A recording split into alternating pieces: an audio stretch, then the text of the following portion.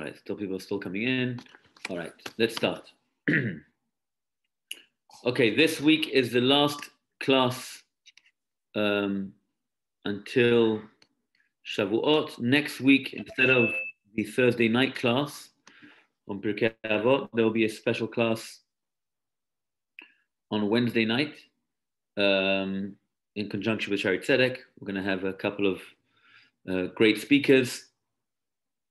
And the topic is social and emotional mitzvot. We'll hear a range of different speakers with a guest speaker from Toronto. We'll be speaking via Zoom at 8 o'clock next Wednesday night, Rosh Chodesh Sivan. Okay, in honor of Shavuot, to get us into the swing. So next week there won't be a Pirkei Avot class, and after Shavuot, we're considering starting a new series. We'll see. I know Shlomo wants to continue Pirkei Avot. We'll see how things transpire. Okay, so today's class will be dedicated to Lui Nishmat, all the Kedoshim who passed away in Meron last week, end of the Shiva today. And may our learning be a Ilui Neshama for them. Okay, so today we're doing one of the very famous Mishnayot in Pirkei Avot, Mishnah Perek Daled, Mishnah Chavchet. This week's chapter is actually chapter 5, but we are going to go with the end of chapter 4 today. So the Mishnah says as follows. Perek Daled, chapter 4, Mishnah Chavchet, Mishnah 28 in this print. Rabbi Elazar HaKapar Omer, Rabbi Elazar HaKapar said. It's interesting to note that Rabbi Elazar HaKapar is only mentioned once in the Mishnah.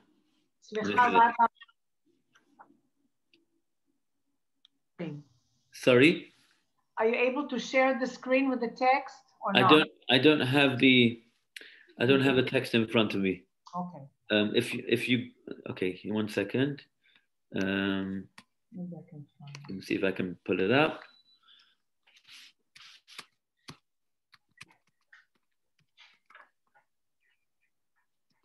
Chapter 4, Mishnah 28.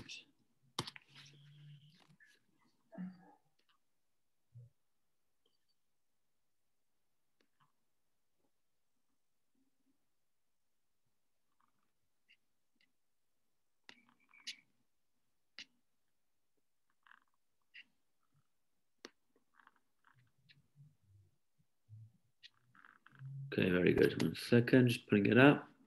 Here we go. As a Shlomo, and your one will probably be just the second to last Mishnah. Okay, share my screen. There you go. And you got it over here. Good idea. Thank you, Annie. Okay. Mishnah Chaf Aleph in this print. Okay. 21. Rabbi Elazar HaKapar Omer. Rabbi Elazar HaKapar said, Hakin'ah, envy, v'hata'ava, and lust, desire, v'hakavod, and honor, often translated as the pursuit of honor, motzi'in et ha'adam min ha'olam, drives a man from this world. Again, Hakina'ah ve'hata'ava ve'hakavod, envy, lust, and honor, motzi'in et ha'adam min ha'olam, drive a man from this world.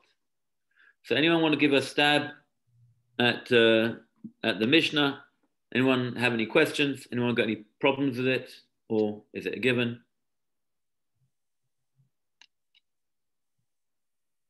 No, all good? So Kinah is straightforward, Ta'ava is also straightforward, Kavod is straightforward. Motzi'in ha'adam min ha'olam. So first of all, let's try and understand, what does it mean, Motzi'in ha'adam min ha'olam? Envy, lust, and honor drive a person from the world. Which world are we talking about? From society? Okay. So one explanation, which the Mefarshim give, is like Annie said, one second, Shlomo, from society. The next. It's from the next world. From the next world. The next world. Both want to suggest. Well, I've been reading the Ramchal. He says it's the next world. Yeah. Okay, the two Shlomos, and I'll join the third Shlomo as well, will also agree that is actually from the next world. But some of the Farshim actually say Shlomo.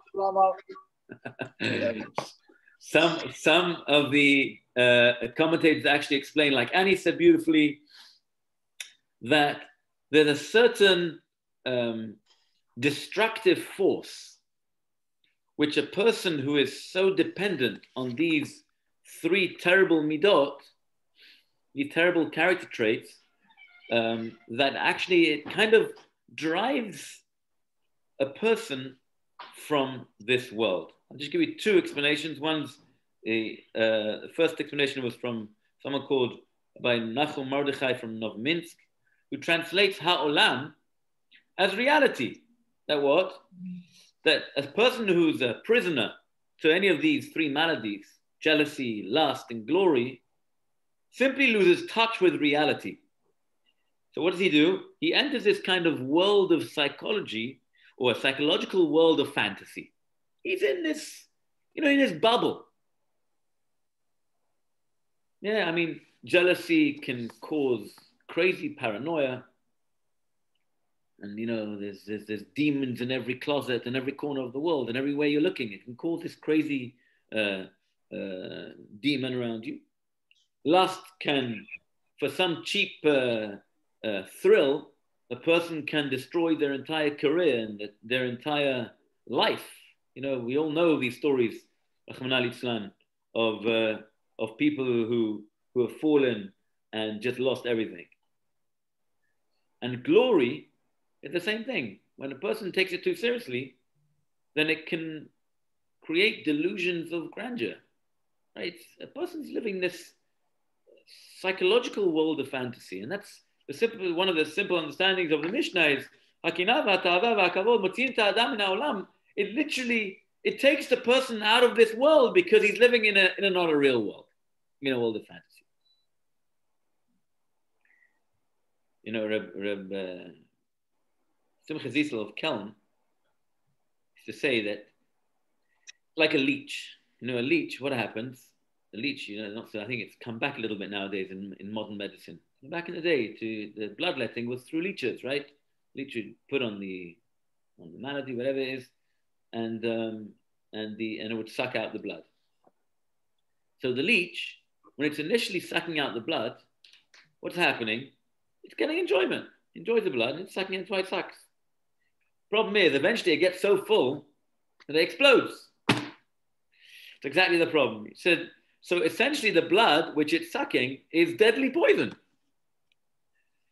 Says Simcha Zissel of Kelm, he says the obsession of jealousy, of lust and honor and glory and all these things, these pleasurable things at first seem like a simple pleasure. Really, it's so poisonous because ultimately, motzi'in et ha'adam min ha'olam, it literally removes a person from this world.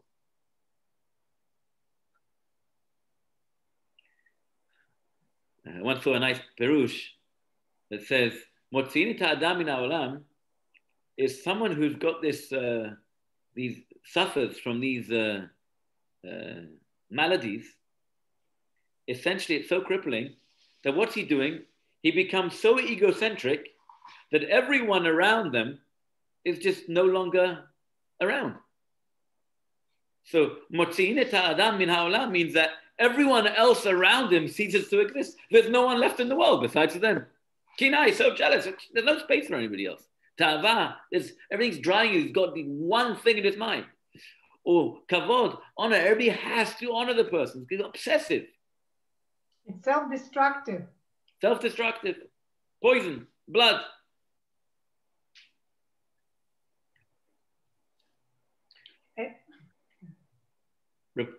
Chaim Mivolozhin used to say, I heard this when I was younger, beautiful idea. He says, Hakin'ah v'atava v'kavod works chronologically. He says, Kin'ah is jealousy, right? It works in different stages of a person's life. And unfortunately, if you look around, then it's very common. You can often see it. A person who's young, even a young child, so the children are very jealous of one another. Got a nice pencil, they've got a nice pen, they've got a nice school bag, they've got a nice pencil case. Each one's got, in school, so it's like each one's more jealous of another. As a person grows up a little bit older, teens in their 20s, so full of life, their lust can get the better of them. And they get to a stage of everything's ta'ava, everything's lustful. And then finally, as a person gets older and the yetzer hara of the evil inclination of ta'ava is not so great anymore, then kavod kicks in. Then it's like, oh, how can you talk to me like that? I'm so much older than you. Then that kind of kicks in. So it's different stages of life. Hakin'ah, vehata'ava, vehakavod, motzi'in et ha'adam min ha'olam. At different stages of life, people have different types of nisyonot. People have different types of tests. Whether they are younger, then they have the jealousy aspect. When they're middle-aged, then they have the ta'ava and the lust. And when they've passed those two stages and they're older, then it's kavod, then it's the level of honor which they expect everyone to honor them. So it was a very nice idea. But all of that is a double-edged sword. What do you mean? Well, I mean, I read this quote that, in Bava Batra, it says, jealousy of scholars can produce great wisdom. I mean, it depends on how you use it. If it's a driver, all of these things, if it's a driver, the question is, what direction are you going to drive? Right. No, but if it becomes the main focus of your being, then it's not good. Oh, right? So if it becomes an obsessive disorder, if you addiction. Yeah. So you're right. An addiction is. She was just studying recently about addiction. How do you define addiction? I think you're right. People can be addicted to honor. And we'll talk about that. That sells it short. That sells it short. If you immediately say it's either this or it's an addiction, that's less interesting. I think it's more interesting if you say they both have energy, they both are a very powerful driver, but it depends on how you use it. It doesn't have to be obsessive in either case, right? Okay, I mean, it depends which direction. So first of all, the Koznitz Magid, very famous Magid, used to say, go around, give talks. He used to say the same thing. He says, on the flip side, a bit like what Sam's saying, he said, all these things can be used for good as well. So kin'ah is jealous. We know jealousy is asur. Yeah, you cannot be jealous. What's the isur of jealousy? Covet. Do not covet. Do not covet. What's the isur? Where does it say in the Torah you do not covet? Do not covet your wife, your neighbor's dog. Where does it say it? What do you mean? Chazak Baruch. Aseret HaDibrot. Well, I thought it was obvious. The greatest secrets lie on the surface.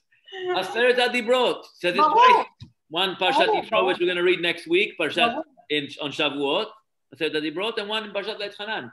But do not covet, lo tachmod, right? A person cannot covet anything of somebody else. So this is really, Motzi'in ta'adam min ha'olam, is really a very powerful statement. However, there is one sort of jealousy which is allowed. Anyone know?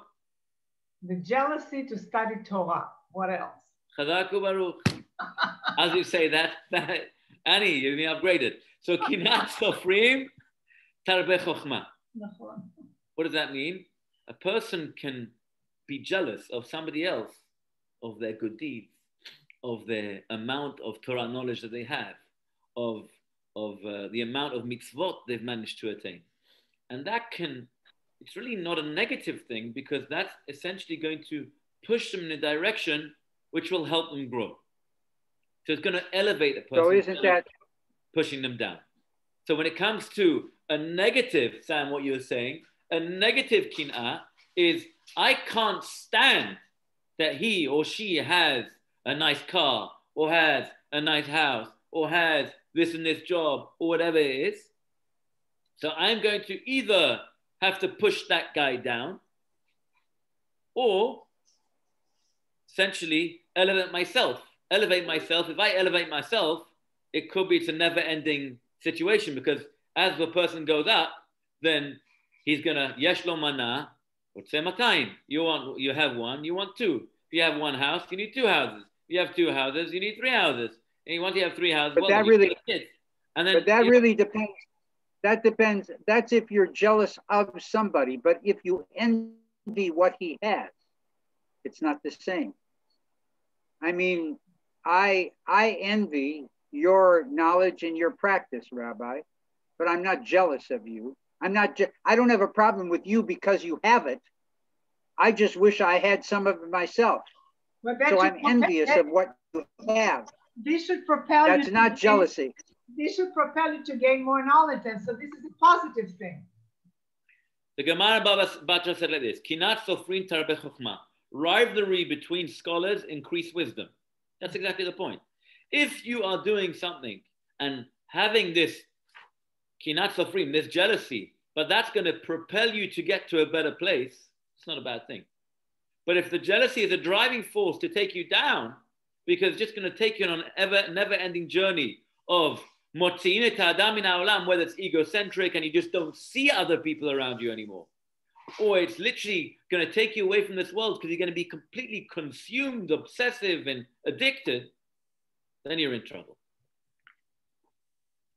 Shlomo. I wanted to say, and that thought actually escaped me, but those three things are infinite, meaning once you engage in them, it's really hard to satisfy, and you want, like you said, more and more and more. But I remember what I wanted to say.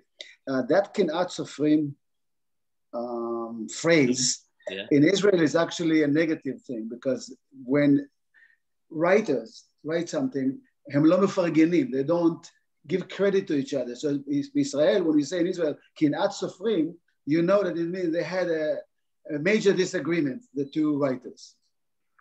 Yeah, I mean, it's probably taken from the Gemara, because the Gemara has been around a little bit longer than the modern Hebrew language, but in the Gemara, it's taken as a good thing. But it's just interesting that you have an element of jealousy, which is actually good. Like Sam mentioned before, ultimately, it could be to bring a person close to Hashem. The same thing with ta'ava. My Chaya wants to say something. 1 second. My Chaya wants to join the class. Yeah, no? What do you want to say? Hi, Chaya. Torah. You want to? Hi, Chaya. Hi. You can only be jealous of learning Torah because then that means you learn more Torah. That's right. There you have it. By the way, I found that in Bava Batra 22a. Bava Batra 21a. It's not 21a? 22a. 22. What I'm looking at. Okay, thank you. The Shlomo, to your point, the Mefarshim, the Gaon Mivilna, the Vilna Gaon actually compares this sort of thing to indulging one's lust into drinking salty water. The more you drink, the thirstier you get, right? This is the problem with all these things. The more you want, the more you get. And the more it just kind of, it's a self-drive. You know, the Talmud says, Masbior sava, masbior marivo savea, masbior ra'ev. Yeah, but that's a very particular connotation. That's a particular connotation. However, but the concept is the same idea. Anything which has a negative drive or negative force, which is not healthy, ultimately, if you starve it, satisfy it. But if you satisfy it, it's starved and it's in a consistent situation where you want to get more. It's the Gemara in Sukkah. We have to have some lust, otherwise there'll be no next generation. 100%. As we know, the Gemara says that the Chachamim at one point prayed for Avodah Zarah to actually be eradicated, for the Yetzer Hara of Avodah Zarah to be eradicated. I mean, we know, as we went through the ages, the thrill, if you want, of avodah zarah, of serving idol worship, was so strong that the greatest kings of the Jewish people, Menashe HaMelech, was completely consumed by this lust to go and serve idol worship. And yet, you try and tell a little child to go and serve avodah zarah, they look as if you're crazy. You say, well, you're going to serve this golden Buddha? I mean, you're crazy. You're going to bow down to him. You just created him yesterday. You're going to bow down to the guy. Yeah. Well, we progressed since 3,000 years ago. Sorry? We progressed from 3,000 years ago. Oh, so the Gemara says something else. The Gemara says that Chachamim actually at the time, I think it was the time of the Second Temple, that the Chachamim actually prayed that the power of the Yetzer Hara should be nechlash, should be weakened, because there was such a strong force that the world couldn't take it, and the Jews are getting completely enticed. I'm not going into what the psychological understanding or the simplistic understanding of how it evolved, the whole concept of Avodah Zarah. But that's the Rambam discusses, so we're not going to go into that. But the concept of Chachamim praying, the Gemara says in the same Gemara, I don't remember where the Gemara is offhand, but the Gemara also says that they also prayed that the koach of ta'avad, the Yetzer Hara of lust, should also be knocked down a couple of notches. And the Gemara says, when they prayed that day, none of the chickens hatched any eggs. Just to show you what it means. If you have no lust, can you imagine, eating and it feels like cardboard? You wouldn't eat, right? Kal v'chomer when it comes to Yetzer Hara of lust of relationships, right? So, and then the Gemara says they prayed again and and it came back. So either way, that's a separate point. But the concept of lust, or if you want to call it passion, perhaps is a stronger word.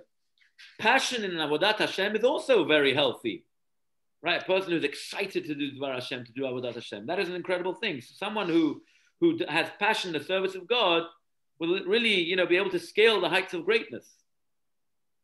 The same thing with honor. There's a difference between lust and passion. Huge difference. It's misplaced passion. Lust is misplaced. A lot of people misplace it. This is true, but passion in Hebrew is a lahat. Okay. Lahat.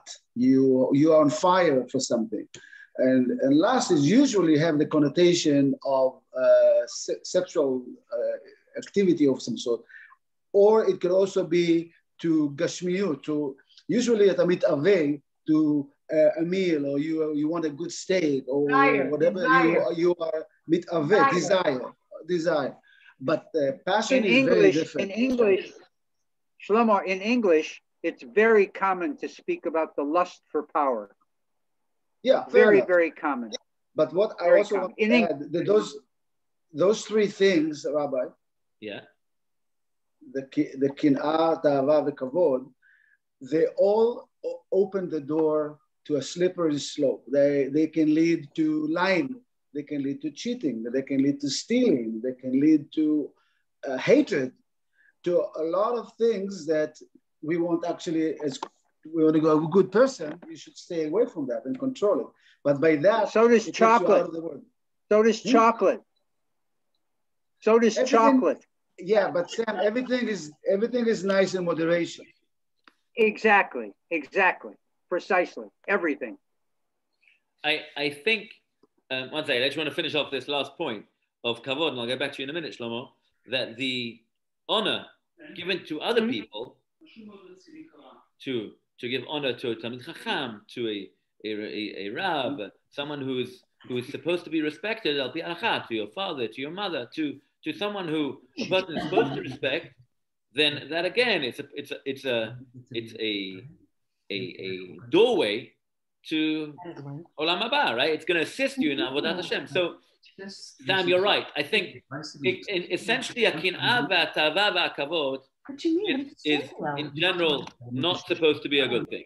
However, when it comes to the positive way of looking at it, there is a positive element to it. So I suppose you can call it a bit of a double-edged sword. Now, Shlomo, according to what you just said, the Rambam actually says you're actually very consistent with your train of thought, because Ani was the one that said that Motzi'ina ta'adam min ha'olam is referring to the olam, the world around that person, society. You really mess up your relationships with people. Nobody likes people who just loves honor. It's like, it's weird. It's like, it's shunned upon. People start talking about you behind your back. Oh, that guy. Oh. And the same with Kina, nobody likes that. So really you can shun society and like we said, you're in this bubble, you're in your own egocentric world, and maybe even the world doesn't exist anymore. But the Rambam and other commentators, they explain that it means it's not from this world, but rather from the next world. And one of the explanations they give is because, like you said, Shlomo, most jealousy, lust, and glory are really the root causes of most sins. And it's, like you said, a slippery slope. There are so many different situations which a person has to cover up for any of these sort of things. Or let's say a person wants kavod, for example.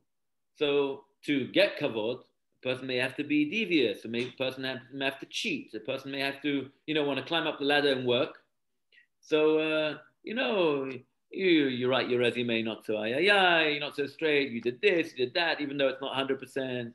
And then, you run after people to give them kavod, to be able to bring you up the ladder. There's so many different elements. You lie, you cheat, whatever it is.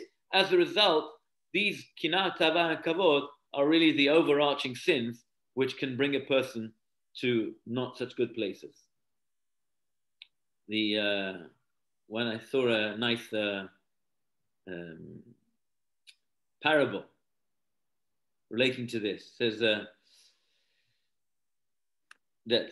there were two people, an envious person and a glutton, and they both stood before the king. And he made them the following offer. He said, if either one of you will ask me something, you'll get it, but your friend is going to get double. All right.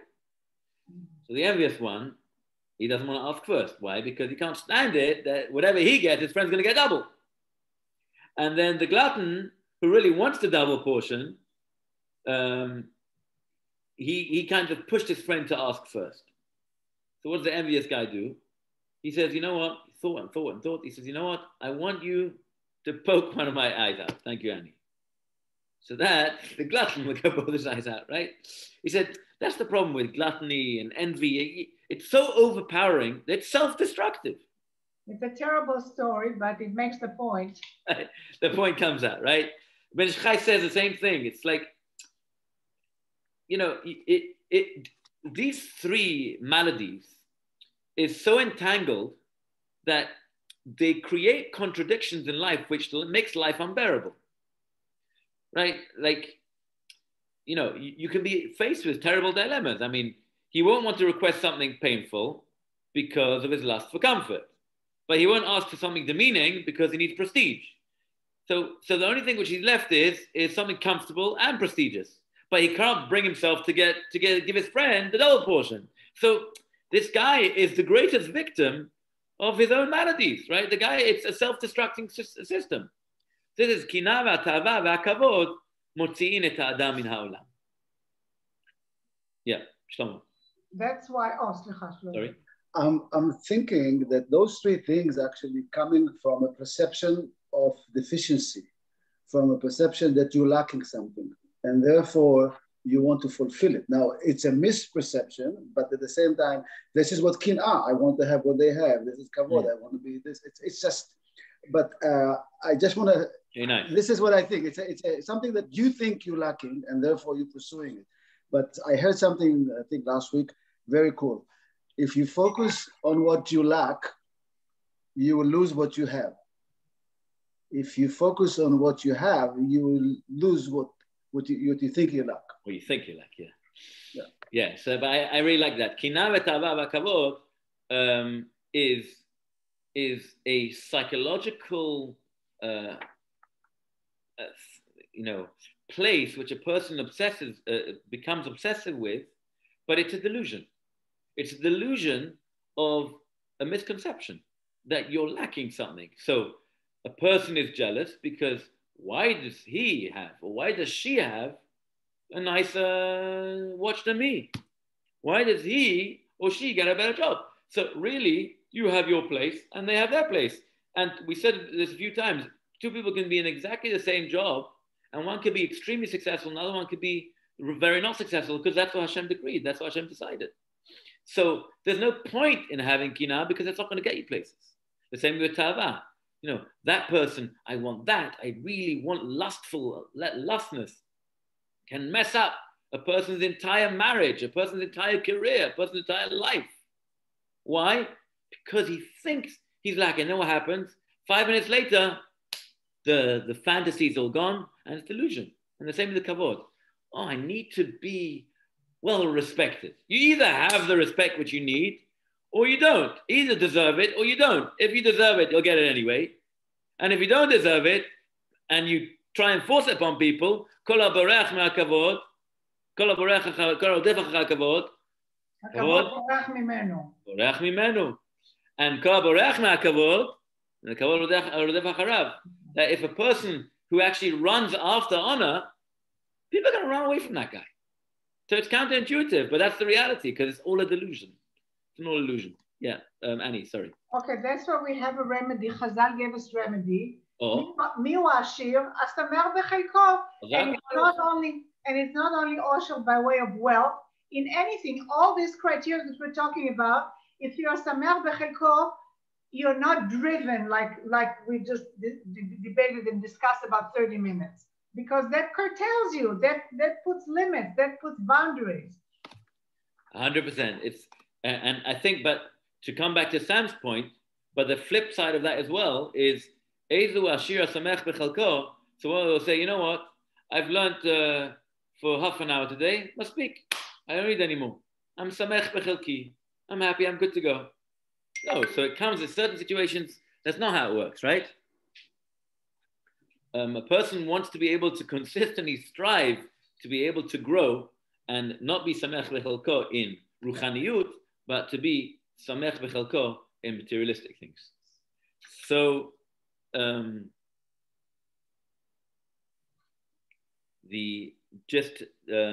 go through what they actually are, and then I want to focus on the last one. So tava, we spoke about what tava is. That a person who just has that lust for money, physical pleasure. Sorry, I missed that one. The jealousy. Kina. We said, kina sofrim tarbe chokhmah. But regarding wealth and possessions and stuff like that, what happens is that a person he feels he lacks something, so he's trying to get something from others. But essentially, the Gemara says on that, or Shlomo Melech says, Urkav atzamot kin'ah. What? Urkav atzamot kin'ah. But envy is the decay of the bones. Rekev. Oh, rekev. Urkav atzamot kin'ah, Pasuk Mishle, that a person who's got kin'ah, it consumes them, they become obsessed with it, and it literally eats up their bones. It literally gets to them. Literally, the Gemara says that there's a whole story of how they found in the Bet HaKvarot that a person was whole, and they asked him, after many years, and they said, how come? And I think with Eliyahu Navi said that because everybody suffers from some form of kinah, and as a result, that's why our bones, after 120, actually literally get consumed from the record. It's like a physical manifestation of the jealousy. But this person, he was so great that he wasn't jealous, so he stayed whole. That's what we talk about tzaddikim, stay whole. Who was the classic? So you're saying we all suffer from that? I think the Gemara says that everyone to a certain level suffers from kinah. It makes sense. Right. But that means if the Tanna is telling this to us, it's not just saying for fun. It's something which we have to consistently work on, right? It's something which we're striving as we get to Kabbalat Torah, as we get to Matan Torah of Shavuot, we're trying to develop our character traits, right? Who is a classic example of someone that was jealous?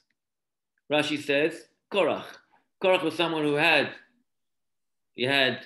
he was Ashir Korach, they say, right? He was so wealthy, vast amount of wealth and riches, and he couldn't stand it that Moshe Rabbeinu should have the prestigious position in the world. There was always people that couldn't stand it that he's in that place, that he's the leader. I want to be the leader. You don't have to go that far. You don't have to go that far. The first murder. Ein Behevel. Ein Behevel. He was just very good. Chazak Baruch. Beautiful. Beautiful. Okay. In fact, the Midrash actually talks about it a little bit earlier than that. Midrash says that the angels were jealous of Adam Arishon, whatever that means. And that's why they sent the snake who was in the form of the evil inclination to entice Adam. But that's the Midrash. Okay, Tava. We spoke about Tava. What's Tava? Lust, the lust for money, physical pleasure. The even permitted pleasures can become obsessive, right? If one overindulges in permitted pleasures, that was 2 weeks ago. Kedoshim Tiyu, a person should be able to have a certain limit to what's okay, what's not okay. You don't have to be able to have so many, 200 flavors of ice cream. You don't need 200 flavors. What's wrong with 2? Chocolate. Don't need 400 different flavors of chocolate. What's wrong with 3? Speak for yourself, Rabbi. But that's what we said. The Gemara says, "Ivo savea must be ora'av." The person who starves it, satisfies it, and someone who satisfies it actually starves. Who else is a classic example of this? Someone who's so lustful. So Rashi quotes Gehazi. Gehazi was a student of the prophet Elisha, and he was not such a good person. In fact, we read in Haftarah of Mitzorah, we read the Arba Mitzoraim, the 4 lepers who went into the city of Aram, and they found it empty. There's a whole Haftarah. But what happened? He was so the Gemara says that Elisha actually cursed him because of this scenario. What happened? So Elisha refused to accept any gift from someone called Naaman. And what happened with Gehazi, he couldn't stand it. He was so jealous. So under false pretenses, he said, listen, really, Elisha really wanted, it wasn't comfortable to say it. And he took the gift for himself. And Elisha got very upset and he cursed him. And he was the Arba Mitzoraim was Gehazi and his 3 sons. He was so jealous, right? He was so lustful. He wanted that thing which, it was obsessive. Yes, Shlomo. So how come we are not troubled by Shlomo HaMelech that had to have 1,000 wives? Like, and 5 is not enough? And 1,000 horses. There's 2 things that all the prophets said: do not have too many, not too many, not too many horses.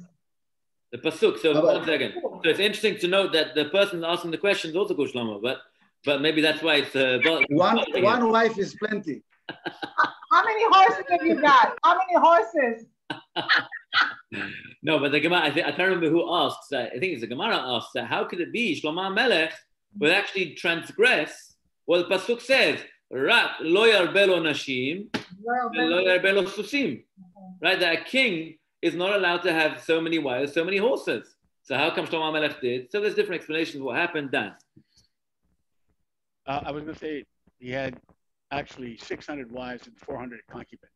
But the fact is, in his dealing with the neighbor countries and neighbor states, it had to do with basically taking daughters as wives to create the peace, or if you will, the cessation of war amongst each other's tribes. So whether he actually lusted after the 1,000 women, that's a big question. But the point was well raised that, when we talk about that, how could a man even consider the idea of 1,000 women like that? And yet we consider him to be one of the wisest men. I have real problems with that, really, because historically, even if we disallow the idea of the wives, historically, his strength was he divided Israel. He divided Israel into 2. He weakened us as a people, in my opinion, for Shlomo. So I don't think he's a good example to consider. And I will second you. Also then, because he also bankrupted the country with all his megalomaniac project. The burden of taxes was so immense that the people were really in dire straits. So Shlomo HaMelech needs a separate class, the greatness of Shlomo HaMelech. Shlomo HaMelech built the second Bet Mikdash, the first Bet Mikdash. The irony is before he became king, he actually prayed to Hashem, not for wealth, but for wisdom to deal with the people. Right. And because of that, Hashem says, beyond that, I'm going to give you package. more wealth than you ever understand. So the wealth came, and I don't know if that corrupted him or if the wisdom that he didn't understand how to use. Anyways. Yeah, I mean, it's actually yesterday's daf, in the daf yomi that we're studying. I don't want to go off topic, but there was a discussion about Shaul HaMelech and about David HaMelech and the greatness of Shaul and where Shaul perhaps failed to a degree, whatever that means. And the Gemara says you have to be very careful how you talk it out because, Shaul was considered Bechir Hashem. And what people tend to stress is how Shaul killed out the entire city of Nov Ira Kohanim, and he was Rodef. He ran after David HaMelech, his son-in-law, to kill him. And people and he was only 2 years a king, Melech Israel. But ultimately, people forget that Shaul was the one who was the first king of the Jewish people. And Shaul was Bechir Hashem. He was the one that was chosen. So the same with David HaMelech. David HaMelech was the nobody, was the loser. When Shmuel came to anoint David HaMelech, what happened? He called the 7 sons, said, no, none of these. And they said, no, anybody else? He goes, no. He goes, oh, you must have another son or something. He goes, oh, you mean the shepherd boy in the back? He's down the field. He said, well, listen, if you're ready, just bring him along. And it was him. And, David HaMelech's, even his reputation as a person of, there was a question the Gemara says about whether he was a mamzer or not. He came from Ruth HaMoaviyah. This is Shavuot. Yep. Who was questionable in its own right, whether he can even be considered Jewish. Because she was a Moabite, and maybe it means Moaviv or Moavit, a whole discussion. So David HaMelech, his whole life had complete disaster. The Gemara says in Yuma also, the Gemara talks about how he had leprosy for 6 months. The whole story of Uriah Achiti, the story of Bathsheba. David HaMelech had crisis after crisis. It was not a talit shekulat chel, that's for sure. Oh, and the Gemara talks about that, but the Gemara talks about it in a good way. So the question is, when a person tries to analyze, I've said this many times, when we try to analyze the different people, or the different, we call them malachim if you want, in Tanakh, you have to know how to see the broader picture and the whole lifetime. You don't take one episode and as an isolated incident. You have to look at the person, the greatness of the person, mishichmol v'mala. Okay, so we don't go off the point. So Shlomo HaMelech really needs, Dan, to your point, a whole class in its own right, all about him. But going to the last point. All our ancestors were real people. They were not angels. 100%. They were not saints. They had the good and the bad, just like all of us, which is the greatness of Torah. That it's probably the only document that records our sages as not saints. Oh, exactly. So I would just maybe say it a little bit differently. I would say they were all human beings and had, good and bad and right and wrong. But maybe not like all of us, because we can't compare us to them. But in terms of their greatness, right? But you're 100% right. They were humans, and that's the whole point. We have to look at the greatness of our tzaddikim as people who we can emulate, because if they were born from the day they were born, they were so great. Then what's that got to do with us? There's such a disconnect. But when we say Matai yagiu ma'asai le'masei avotai, when will our actions be able to emulate the actions of our ancestors? That is because we are, to a degree, obviously, we're able to emulate them because they were human beings and we were human beings. Just they were much higher darga, much higher madriga. But in a certain way, we can go the other direction too. You said, Rabbi, that we have to look at the totality of the lives of these grand personages, and I guess it's sort of a cliche that no one is his worst act. Even in this world, amongst humble people, we have to look at the totality. It's hard, but there may be a lesson. All I'm saying is going the other direction. Even people that we know, we have to look at the totality. Right, and yeah, and we're supposed to learn from that, and that's why Chachamim, they put a a magnifying glass. But we spoke about that in the classes when we spoke about Yosef HaTzadik. We spoke about the Shvatim in the Rashi classes at the beginning of the year. We spoke about this at length. Now to go back on to point of our Mishnah. We've got 10 minutes left. V'hakavod, and glory. What's glory? The love of honor and glory is a despicable trait. Now, the truth is, in most explanations, the way they translate hakavod is the pursuit of honor. Not honor itself, the pursuit of honor. But the Mefarshim, the commentators of Shamish Radron, others say that the truth is kavod itself is something which is motzi et ha'adam min ha'olam. It's something which can remove a person from this world. What does that mean? That means, in my translation, they call it ambition. Well, it could make somebody very arrogant. I don't think that's the correct translation, and I don't think it does justice to the translation. Coming back to your point, one second, Annie. So the truth is, kavod, honor itself, is, even if a person doesn't run after it, a person gets kavod, a person gets honor by default. That is also something which is motzi et ha'adam min ha'olam. And the question is why? Dan. My question is, what is finer than the finest gold? What? What is finer than the finest gold? I don't know. Diamonds. A person's name. The A person's honor, name. Yeah, the name, honor of the name. Now, is that something? I mean, Finest gold, finest oil. Tov Shem, Mishem and Tov. You mean reputation? Reputation. Yeah. So we spoke about that last week. We spoke about what Shimon Bar Yochai says. Shimon Bar Yochai says, Tov Shem, Mishem and Tov, right. Keter Shem Tov ole al gabehen. We spoke about that last week.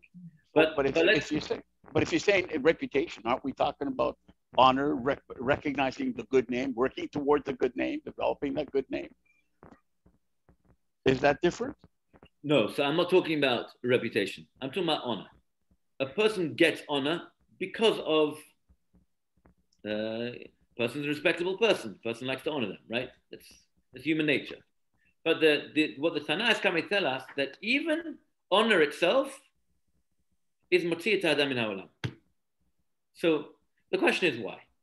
I mean, the poor guy, he's done nothing wrong. He's worked all his life to bring up his reputation. He's earned his reputation. He's earned his good name because of, he's consistently worked himself. And the guy walks to the room and 100 people will stand up. And that in itself is a bad thing. What's the poor guy done wrong? Okay. So the answer is, I heard this from my Rav, Rabbi Zimmerman.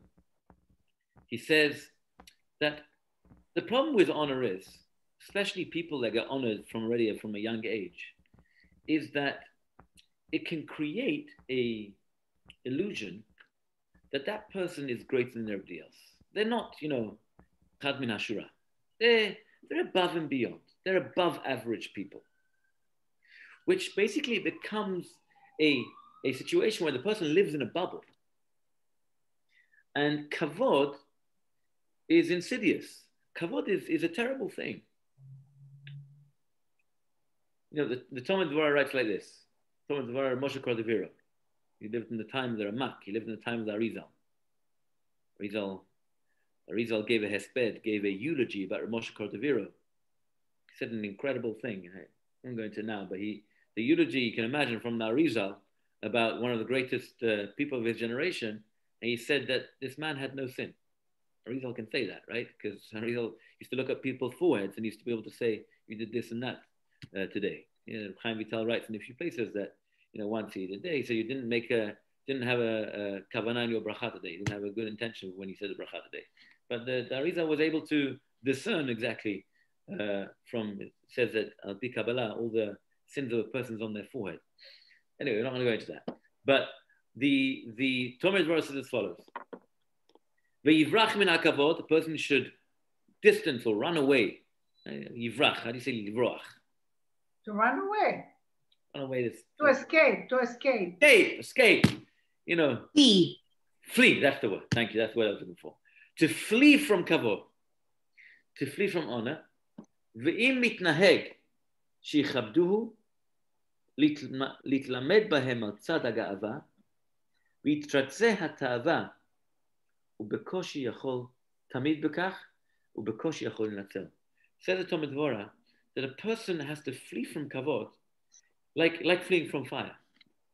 Because if a person gets consumed by it, it can completely consume by the person and it's almost impossible to run away from. Arrogance. It can go to his head and create such a level of arrogance that, again, that the rest of the world is no here. There's nobody else here. It's just Sam, how do you say always? That it takes up the whole room. And someone's humble, I think Sam always says this, I love this one. He said the person was able to leave the room. How'd it go? Oh, yeah. No? Yeah. Right, the man who went to the Brit. He was known for his humility, and when he left the room, nobody noticed that he was gone. That's how great his humility was. He didn't take up a whole long story. That's just the punchline, right? But the bottom line is someone who's nobody knew he left. Right, someone who seeks kavod, he fills up the whole room, and if there's anybody going to step on his toe, ooh la la, you're going to hear about it. There's going to be no space for everybody else. Because there's no space for everybody else in the world. The ego is so inflated, it's just an abomination. One of the Balei Musar used to say, he said, someone who is lustful for kavod, someone who needs kavod, is the biggest misken. He's the biggest nitzrach. He's the person who is, how do you say, is such a misken. Why?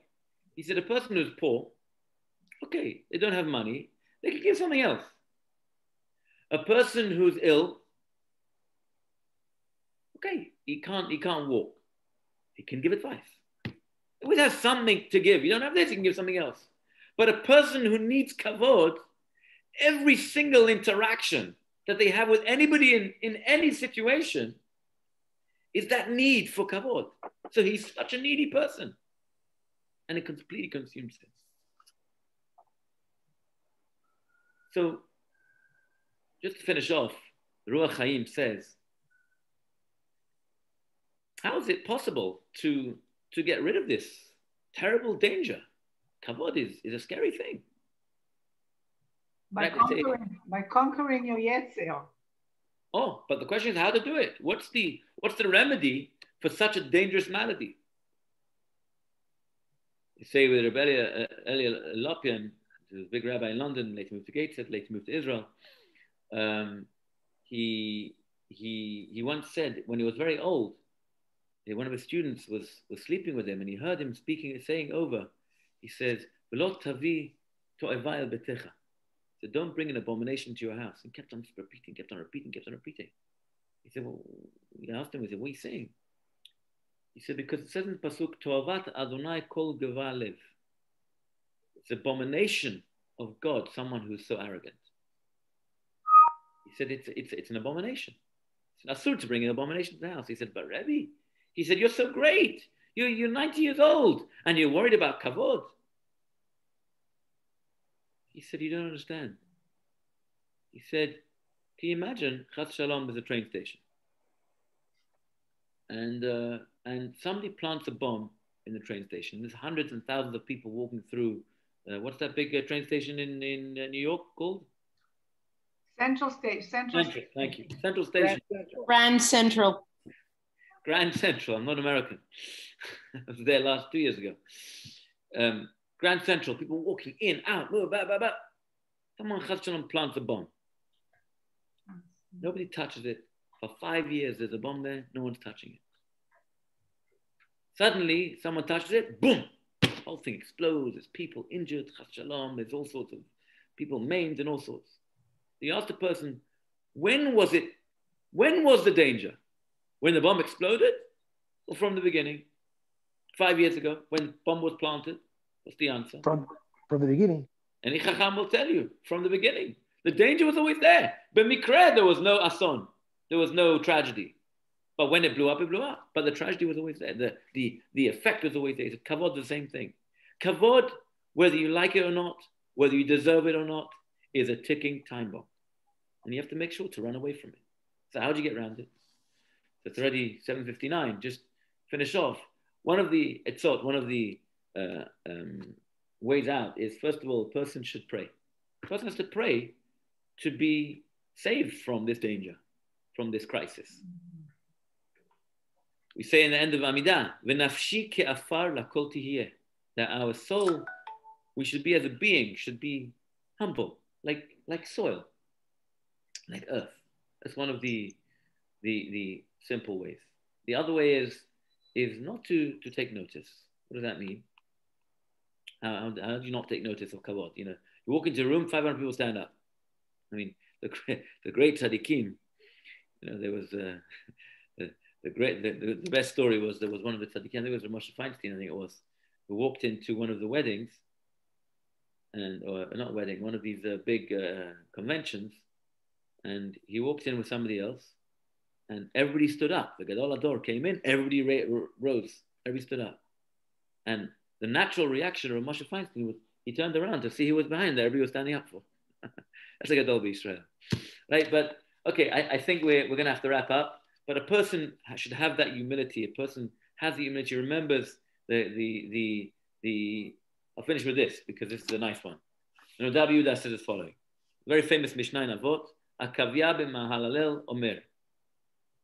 Histakel b'shlosha dvarim ve'ein akaba idei avera. Look at three things, and you won't come lidei avera to sin. Number one, da me'ayin bata. They always say this in Israel. It's the custom to say this at funerals. Da me'ayin bata. Know where you come from. Number two, uda anata holech, and where are you going? And finally, and who are you going to go and give accounting before the King of Kings, HaKadosh Baruch Hu? Says the Rabbi Yehuda, beautiful idea. He said, these three ideas are remedies for our Mishnah. We have kin'ah, jealousy, ta'ava, lust, kavod, honor. He said, da me'ayin bata. Know where you come from.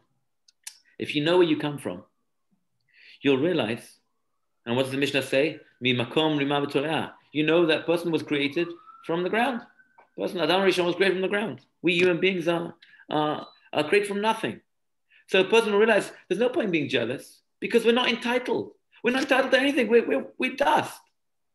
That's dami ayin bata. Ulan ta'olech is kavod. You know where you're going? Back to the ground. We're going back to the place of the worms, right? The maggots. So he says, there's no desire when a person knows, we're going back. I mean, if you just have more barbecue, you're just gonna have more food for the worms, right? So there's no desire. There's no kavod. The person will be able to regulate his thoughts.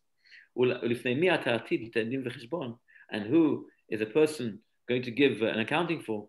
Then a person will know that's the concept of ta'ava. Sorry, I said the lana ta'olech is for kavod. A person who goes for honor. Why do you want honor? You're going to go back to the ground. So forget about that. And the last thing is who are you going to give a reckoning in front of? When a person has ta'ava, a person will know your innermost thoughts. One day you're going to give an accounting for every single thing. One day, Kadosh Baruch Hu is going to go up to Shamayim after 120 and see a movie of our whole life, but not just our, like you see movies in Hollywood. We're going to see a movie of our innermost thoughts. And we're going to be embarrassed. Not about you, but I'm going to be embarrassed, right? There's going to be the whole thing, the whole system. Rabbi, there's that famous saying by Rabbi Pesach Bunim, where he suggests that every human being should carry two pieces of paper in their pockets. In one pocket should be written, I am nothing but dust. And in the other pocket, a piece of paper that says, the world was made for me. So I think with that note, it's a beautiful idea. I think I mentioned this last week, didn't I? I said that a person has to know, you have to know which one of the two is more important. a person has to know their chesronot, their challenges, what their flaws. But oy vavoy, if a person doesn't know what their values are and what their good traits are. Yeah, so if you have to know of those two, you have to know what to put on the pedestal. Otherwise, okay, Baruch Olam, amen. So next week, we're gonna have a special shiur on Wednesday night. There'll be no class Thursday night Pirkei Avot. We'll have a special class on Wednesday night at 8 p.m. together with Shari Tzedek, some incredible speakers as a preparation for Shavuot. Okay, good night, everyone. Tודה רבה. Sorry.